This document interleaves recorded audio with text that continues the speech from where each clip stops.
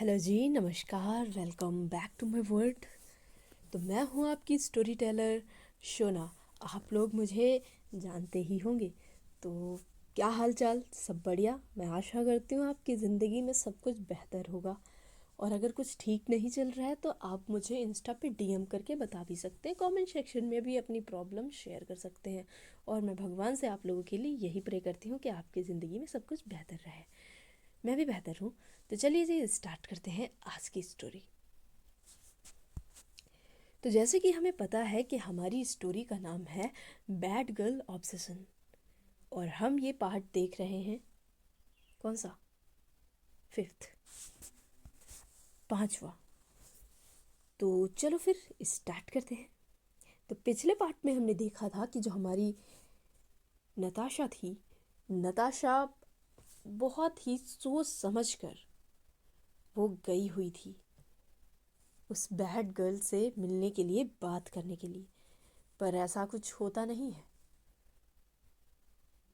जो हमारी bad girl थी ईशा, वो खुद की बेइज्जती खुद ही करवा रही थी। उसे थोड़ी पता था कि कोई अमीर लड़की, वो नताशा नताशा उसको देखने आ रही है। मतलब नताशा अरोरा उससे मिलने आएगी, ऐसा उसने सोचा नहीं था। वैसे भी वो अमीरों से बहुत नफरत करती थी। उसे किसी से कोई भी फ़र्क नहीं पड़ता था। अमीरों से, गरीबों से, किसी से कोई भी फ़र्क नहीं पड़ता था उसको। बस फ़र्क क्या, वो वैसी थी ना कि वो अपने रूल्स खुद बनाती थी और उन पे ही चलती थी।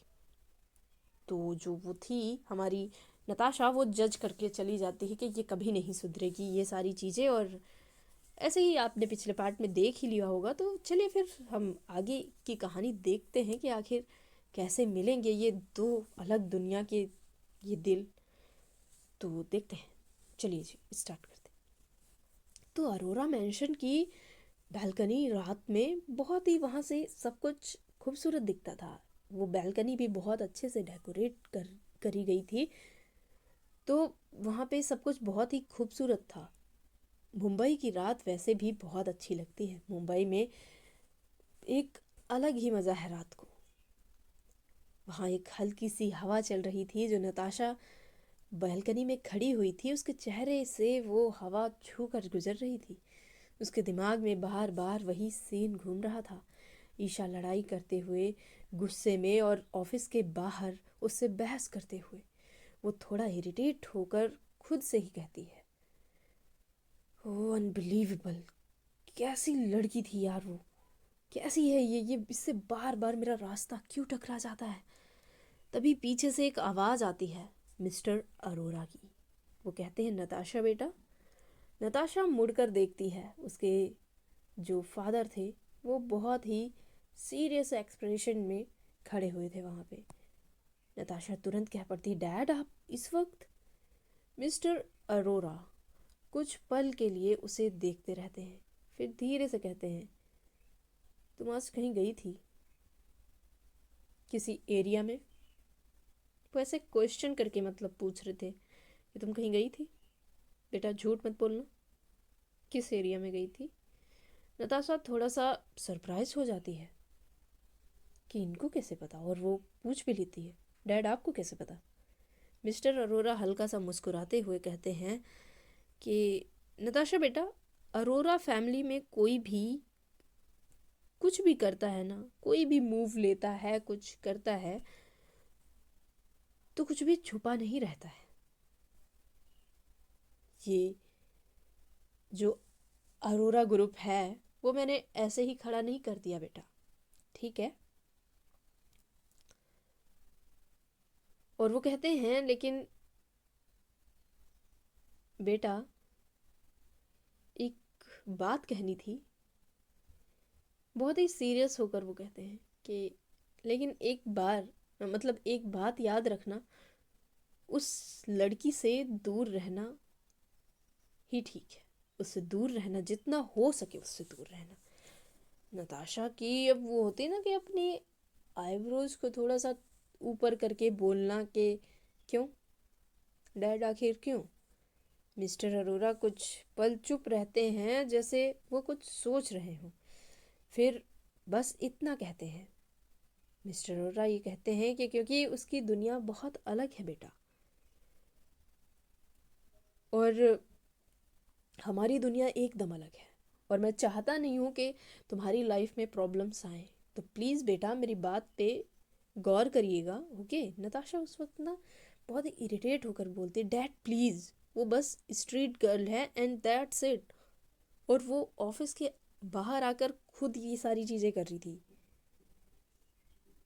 मिस्टर अरोरा तुरंत उसकी बात को काटते हुए कहते हैं कि नहीं नताशा, वो सिर्फ स्ट्रीट गर्ल नहीं है। नताशा एकदम चौंक जाती है और वो कहती है, मतलब डैड, मैं समझी नहीं। और मुझे माफ़ करिए, मैं आपसे ऐसे बात कर रही हूँ बिकॉज मैं परेशान हो चुकी हूँ, प्लीज़। एक्चुअली जो मिस्टर अरोरा थे वो बहुत समझते थे अपनी बेटी को, वो ऐसे ही उसको कुछ भी नहीं बोलते थे। फिर वो बोलते हैं, लेकिन मतलब वो क्या होता है।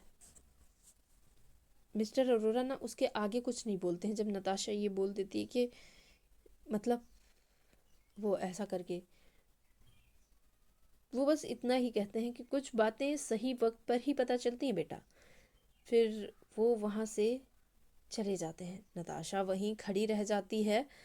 उसके दिमाग में अब बस एक नया सवाल घूम रहा था कि आखिर ईशा शिर्के है कौन।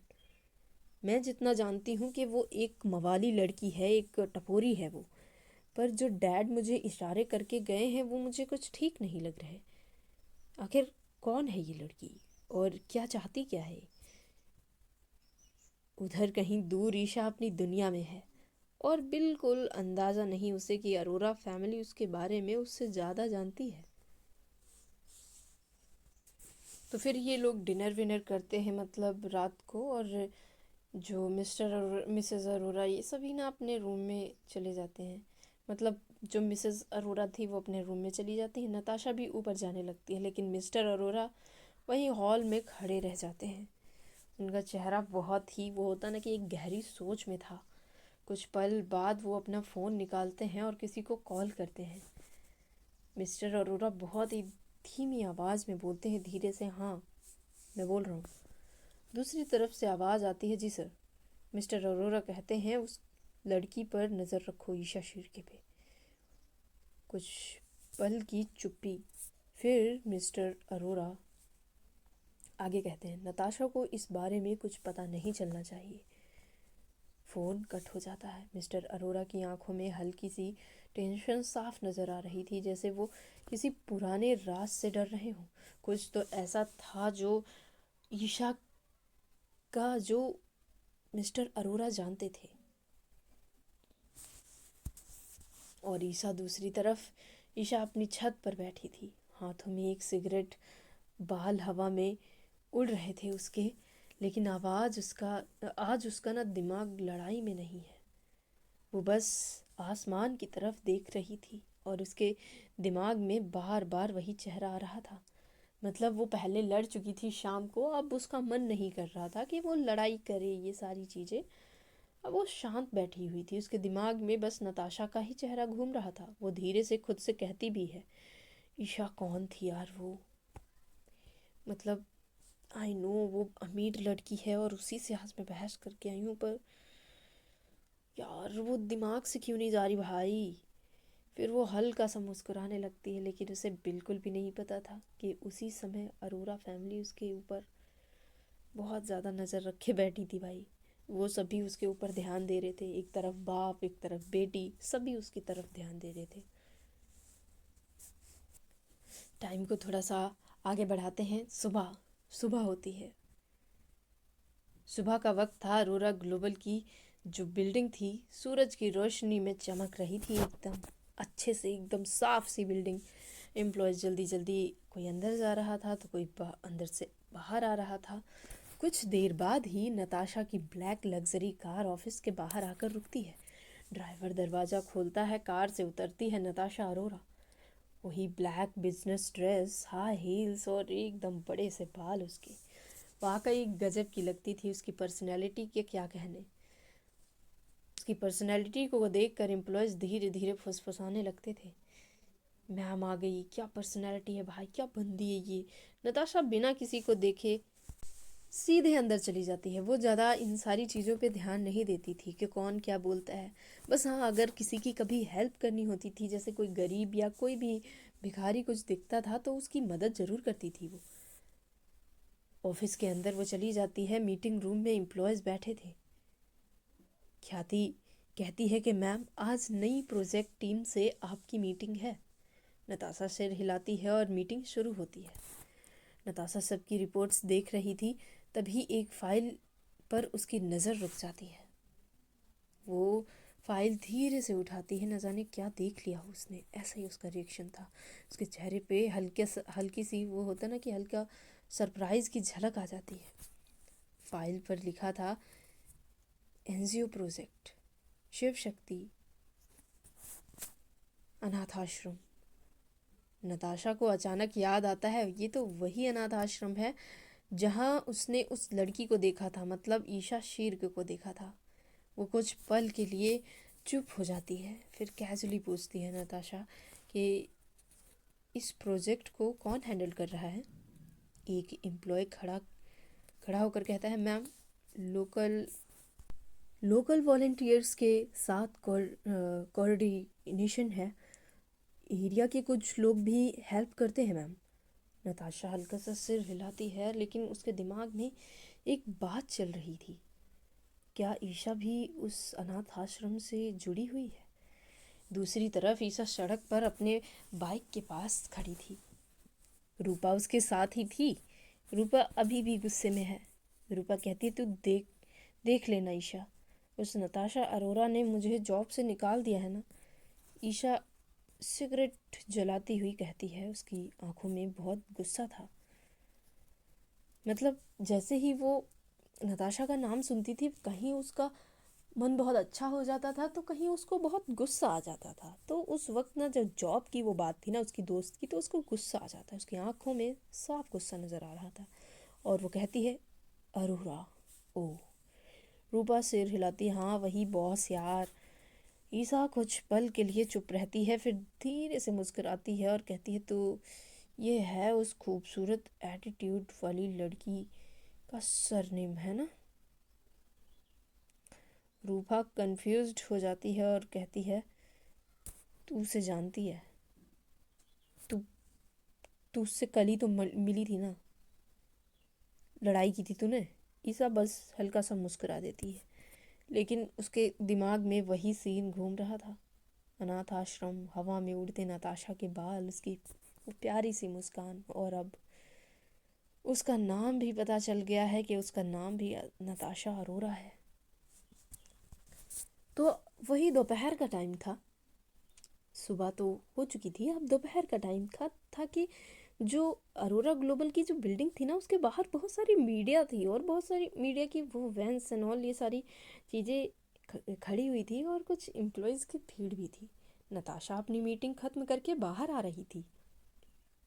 वही उसकी, मतलब हाई हील्स भाई, और एकदम परफेक्ट लेडी, बिजनेस लेडी, वो ऐसे कॉन्फिडेंट के साथ चलती थी।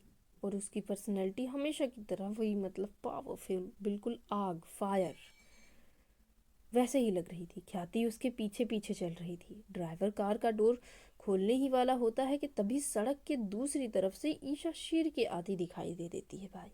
हमारी जो बैड गर्ल थी वो आ रही थी। वही ब्लैक जैकेट पहन रखा था, उसके बड़े से कर्ली बाल जो हमेशा हवा में हिलते रहते थे। और ऐसा होता है कि जो कर्ली बाल हैं वो देखते ही रहते कि भाई थोड़ा सा हिल रहे हैं। और आंखों में एक गजब सा आग वाला एटीट्यूड। रूपा पीछे ही खड़ी थी उसके। ईसा सीधे नताशा की तरफ बढ़ती हुई आती है। नताशा भी उसे देख लेती है। दोनों की नज़रें फिर से एक बार टकरा ही जाती है। कुछ पल के लिए पूरा माहौल जैसे रुक सा जाता है। दूर सामने वाली बिल्डिंग की छत पर कोई राइफल से निशाना लगा रहा था।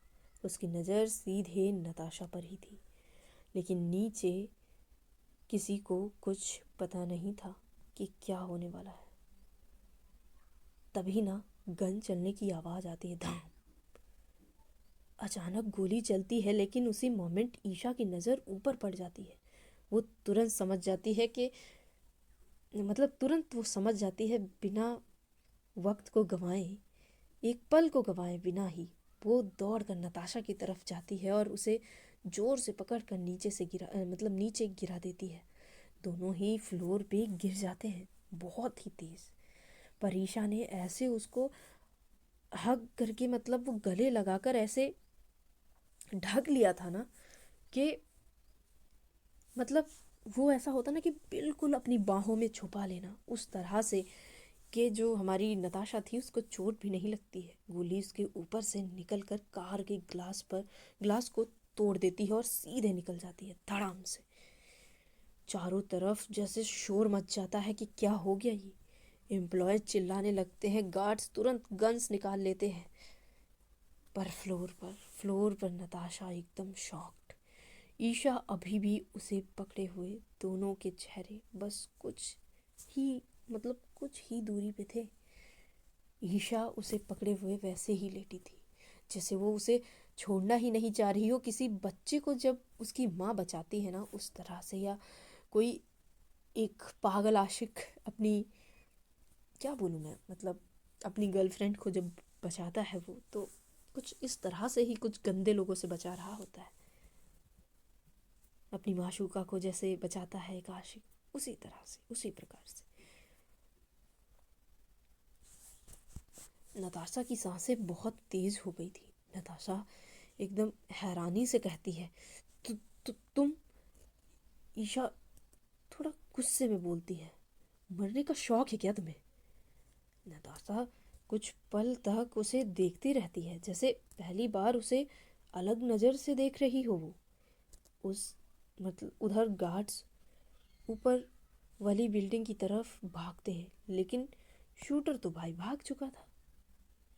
ख्याति घबरा कर नताशा के पास दौड़ती हुई आती है और कहती है, मैम आप ठीक हैं? मैम आप ठीक तो हैं? नताशा धीरे धीरे उठती है, लेकिन उसकी नज़र अभी भी ईशा पर रुकी हुई थी, जैसे उसकी नज़रें वहीं ठहर गई हूँ। वो और कुछ देखना ही नहीं चाहती है, उसकी दुनिया जैसे वहीं रुक गई हो। ईशा भी उठकर जैकेट झाड़ती है।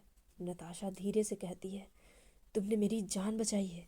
ईशा हल्का सा एक स्माइल करती, वो तीखी वाली, और कहती है, हाँ गलती से बचाना पड़ा मुझे, मैं देख नहीं सकती ना किसी को मरते हुए।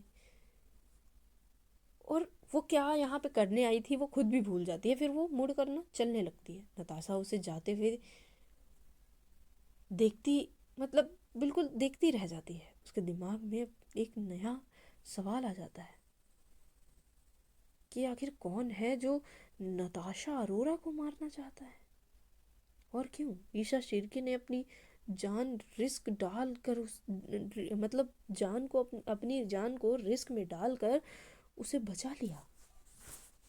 तो आगे आखिर क्या होने वाला है? नताशा और हमारी जो, क्या बोलते हैं, एक अलग दुनिया की हमारी टपोरी गर्ल, बैड गर्ल, आखिर कैसे मिलने वाले हैं ये लोग? ये मुलाकातें क्या सिर्फ एक इत्तेफाक हैं, या फिर कुछ लिखा है इनकी कहानी में, इनकी किस्मत में? तो क्या होने वाला है आगे, क्या लगता है आपको? कमेंट सेक्शन में कमेंट करके ज़रूर बताइएगा कि आपको क्या लगता है कि आखिर आगे क्या होगा। तो चलिए, अगर आप जानना चाहते हैं तो मेरे साथ जुड़े रहिए, और चैनल को अगर अब तक सब्सक्राइब नहीं किया है तो आप कर सकते हैं, और हाँ, मेंबरशिप भी ले सकते हैं। अगर आप चाहते हैं आपको कुछ स्पेशल मिल जाए तो आप मेंबरशिप ले सकते हैं, वरना कोई बात नहीं। आप लोग अपना ख्याल रखें और हंसते रहें और हंसाते रहें। मिलते हैं फिर कल एक नेक्स्ट पार्ट में। ओके जी, thank you so much and love you all. और कमेंट सेक्शन में अपना प्यार देके ज़रूर जाना भूलना मत।